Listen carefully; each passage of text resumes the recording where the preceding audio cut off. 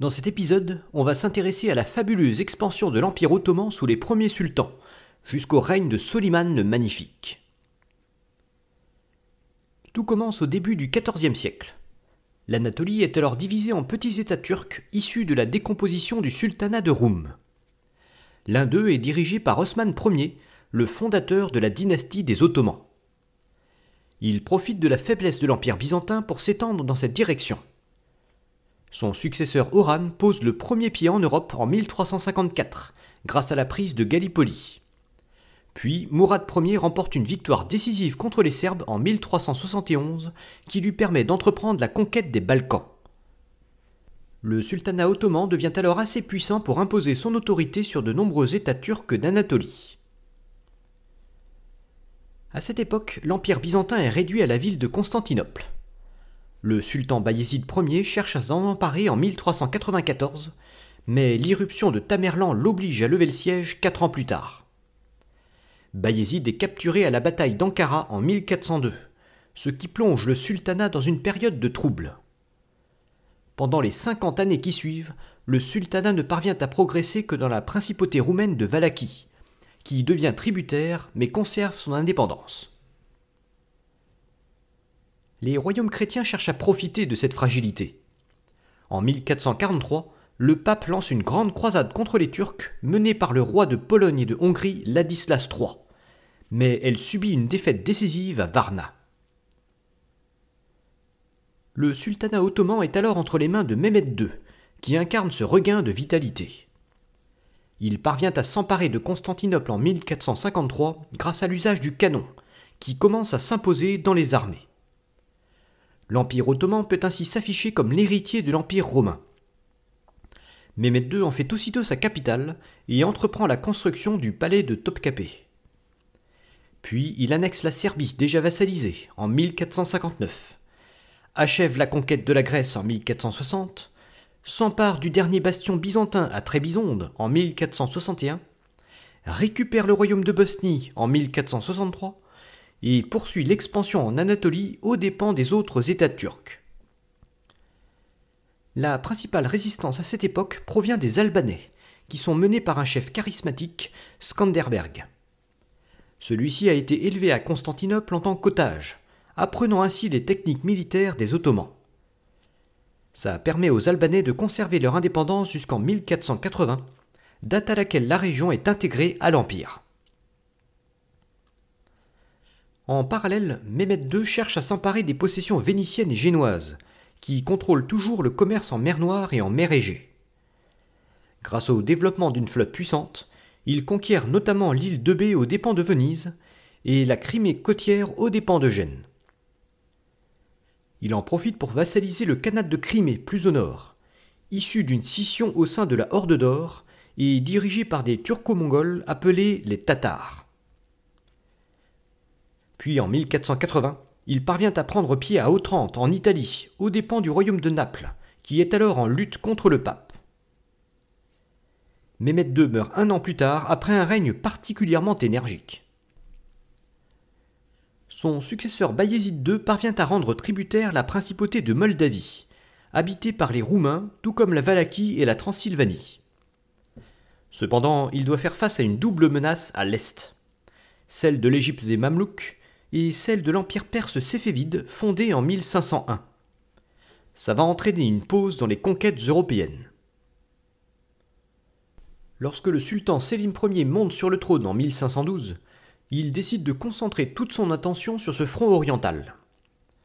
Il commence par s'allier aux Mamelouks pour lutter contre les Perses et remporte une grande victoire à Tchaliran en 1514, qui lui ouvre toute l'Anatolie orientale. Pour contrer la puissance croissante de l'Empire ottoman, les Mamelouks changent ensuite d'alliance et rejoignent les Séfévides. Sélim Ier réagit aussitôt et remporte la bataille de Marj Dabik en Syrie, qui écrase l'armée égyptienne en 1516. Il peut alors progresser sans résistance jusqu'en Égypte, où il remporte une nouvelle victoire près du Caire en 1517. L'Empire ottoman peut ainsi s'emparer de l'ensemble de l'Empire égyptien, et les villes saintes du Hedjaz lui prêtent allégeance. À cette époque, le Maghreb doit lutter contre les tentatives d'expansion de l'Espagne de Charles Quint, ce qui pousse certains chefs musulmans à appeler les Ottomans à l'aide. Ainsi naît la régence d'Alger en 1516, soumise à l'Empire ottoman et dirigée par les frères Barberousse. L'Espagne se détournera finalement vers Annaba et Tunis.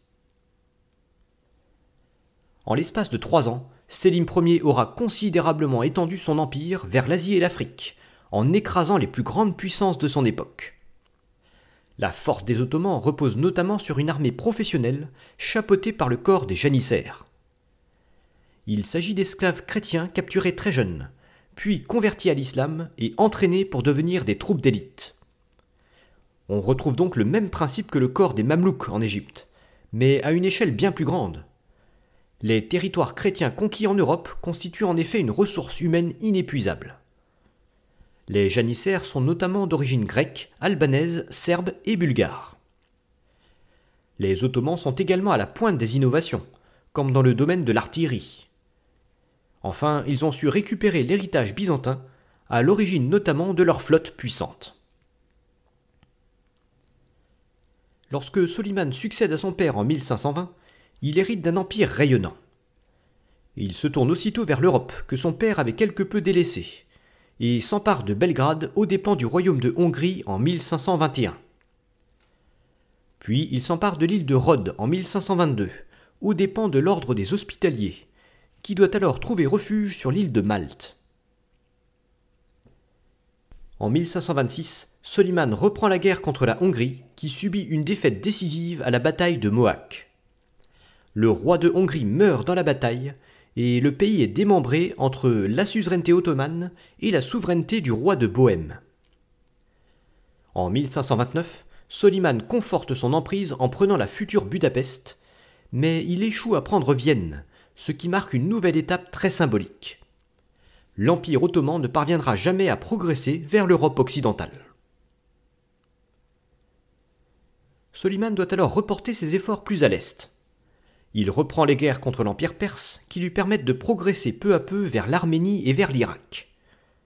Ces nouvelles acquisitions sont actées au traité de paix de 1555, confortant l'ouverture de l'Empire ottoman vers l'océan Indien, qui avait été amorcé avec la prise de l'Égypte en 1517.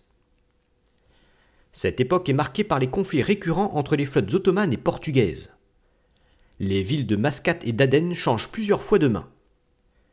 Finalement, les Ottomans doivent se contenter d'un monopole sur la mer Rouge, conforté par la conquête du Yémen.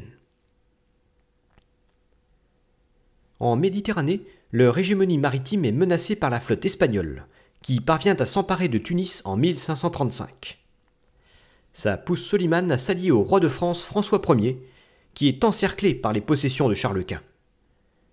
La flotte espagnole est finalement battue par l'amiral Barberousse en 1538, ce qui facilite les opérations en Afrique du Nord.